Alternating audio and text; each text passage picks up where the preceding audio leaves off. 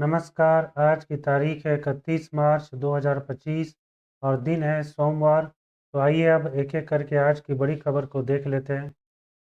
करीब 2 दशक के लंबे इंतजार के बाद भारत और अमेरिका के बीच परमाणु समझौता के तहत भारत में परमाणु रिएक्टरों के निर्माण और उसके डिज़ाइन के लिए अमेरिकी कंपनी को एक ऐतिहासिक मंजूरी मिल गई है। अमेरिकी ऊर्जा विभाग से 26 मार्च को मंजूरी मिलने के बाद कंपनी को हरी झंडी मिल गई। अब अमेरिकी कंपनी को भारत में न्यूक्लियर रिएक्टर बनाने और डिज़ाइन करने की अनुमति मिल सकती है। केंद्रीय गृह मंत्री और सहकारिता मंत्री अमित शाह ने बिहार में ऐलान किया कि बिहार के सभी बंद पड़े चीनी मिल को एनडीए की सरकार चालू करेगी। बिहार के किसान जो भी कुछ उपज करेंगे, उसका एक एक दाना न्यूनतम समर्थन मूल्य पर सरकार खरीदेगी।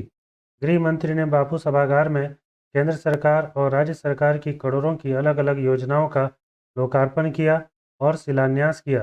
बिहार के मुख्यमंत्री नीतीश कुमार ने भी बिहार को सौगात देने के लिए अमित शाह का धन्यवाद किया। दिल्ली में रहने वाले सिख युवाओं को मजबूत बनाने और अपने पैरों पर खड़ा करने में मदद करने के लिए दिल्ली सरकार ने एक बड़ी पहल की है।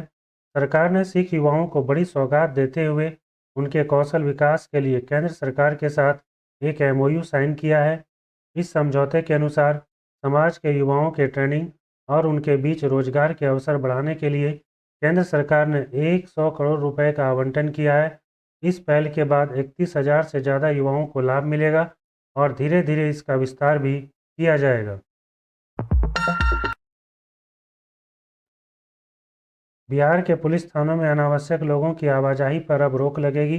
डीजीपी ने इसको लेकर सभी थानों को विजिटर रजिस्टर मेंटेन करने का आदेश दिया।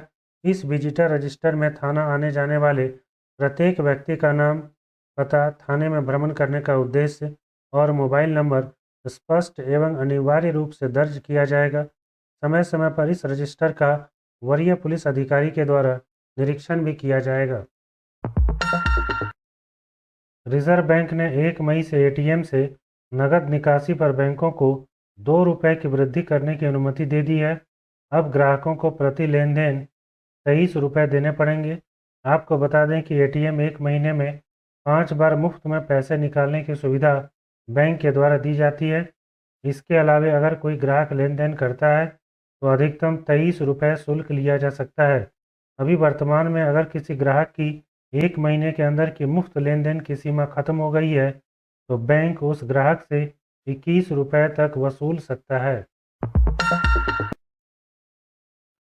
संयुक्त अरब अमीरात में रमज़ान से पहले 500 भारतीय कैदियों को क्षमादान दे दिया है। यह भारत और खाड़ी देश के बीच मजबूत संबंध को दर्शाता है। प्रधानमंत्री नरेंद्र मोदी के नेतृत्व में विदेश में भारतीय नागरिकों के कल्याण को प्राथमिकता दी है और प्रधानमंत्री के प्रयासों ने पिछले 1 दशक में विभिन्न देशों में हजारों भारतीय नागरिकों की रिहाई और क्षमादान को सुगम बनाया है।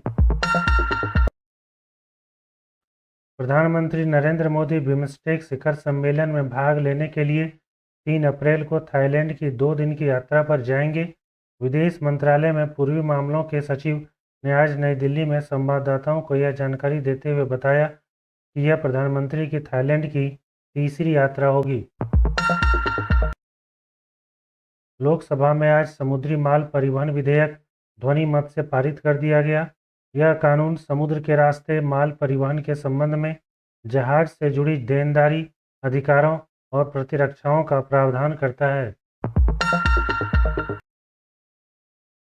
दिल्ली हाईकोर्ट के जस्टिस यशवंत वर्मा का ट्रांसफर इलाहाबाद किए जाने की अधिसूचना जारी होने पर कड़ी प्रतिक्रिया देते हुए इलाहाबाद हाईकोर्ट बार एसोसिएशन के अध्यक्ष और वरिष्ठ अधिवक्ता अनिल तिवारी ने कहा कि हिंदुस्तान की न्यायपालिका का आज सबसे काला दिन है। गुजरात हाईकोर्ट ने रेप से जुड़े एक मामले में आसाराम बापू को बड़ी राहत दी है। आसाराम बापू की जमानत 31 मार्च को पूरी होने वाली थी, लेकिन अब उनकी जमानत 3 महीने के लिए बढ़ा दी गई है। अब वह 30 जून तक जमानत पर बाहर रह सकते हैं। सफ़ेद पाउडर को स्मैक बताकर मुजफ्फरपुर शहर के 2 आदमी को पुलिस ने आज से 15 साल पहले जेल भेज दिया था। फॉरेंसिक जांच में वह सफ़ेद पाउडर निकला, लेकिन दोनों ने जेल काटी और फिर जमानत पर बाहर आए। जेल से निकलने के बाद 12 साल तक कोर्ट में एक तारीख के बाद दूसरी तारीख लगती गई और अब जाकर इसका फैसला आया है। बीपीएससी यानी बिहार लोक सेवा आयोग की प्रारंभिक परीक्षा दोबारा करने की मांग वाली याचिकाएं पटना हाईकोर्ट ने खारिज करते हुए आयोग को मुख्य परीक्षा लेने को कहा है। इससे नीतीश कुमार की सरकार ने राहत की सांस ली है। अब हाईकोर्ट के आदेश को कैंडिडेट्स ने सुप्रीम कोर्ट में चुनौती देने की बात कही है। वैसे हाईकोर्ट के फैसले से बीपीएससी को बड़ी राहत तो मिली है, लेकिन कोर्ट ने अपने विस्तृत आदेश में उसे बहुत सारे निर्देश भी दिए हैं जिसे परीक्षा में लागू करना होगा। रांची में 2 दिनों के अंदर 2 नेताओं की हत्या का मामला सामने आया है। पहले रांची के कांके में भाजपा नेता अनिल महतो की हत्या हुई और फिर बीते दिन आजसू के नेता भूपाल साहू की अपराधियों ने हत्या कर दी।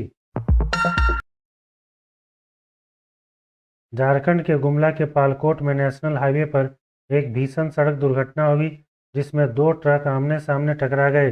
हादसे के बाद ट्रक में आग लग गई। इस दौरान एक ट्रक में फंसे ट्रक ड्राइवर की जिंदा जलने से दर्दनाक मौत हो गई। मृतक जिस ट्रक में सवार था उसमें कोयला भरा हुआ था और वह ट्रक को लेकर टाटा जा रहा था। मृतक ड्राइवर छत्तीसगढ़ के बिलासपुर का रहने वाला था। रॉयल चैलेंजर्स बेंगलुरु के अनुभवी बल्लेबाज विराट कोहली ने शुक्रवार को चेन्नई सुपर किंग्स के खिलाफ बड़ी उपलब्धि हासिल की। वह चेन्नई सुपर किंग्स के खिलाफ सबसे ज़्यादा रन बनाने वाले बल्लेबाज बन गए हैं। इसके साथ ही विराट कोहली ने शिखर धवन का रिकॉर्ड भी तोड़ दिया है। विराट कोहली ने चेन्नई सुपर किंग्स के खिलाफ खेले जा रहे मुकाबले में 30 गेंद में 31 रन बनाए। अब आज का सवाल, क्या आप जानते हैं वह कौन सा अनुच्छेद है जिसके तहत सारे देश में समान नागरिक व्यवस्था लागू है? इसका जवाब आप कमेंट बॉक्स में दे सकते हैं।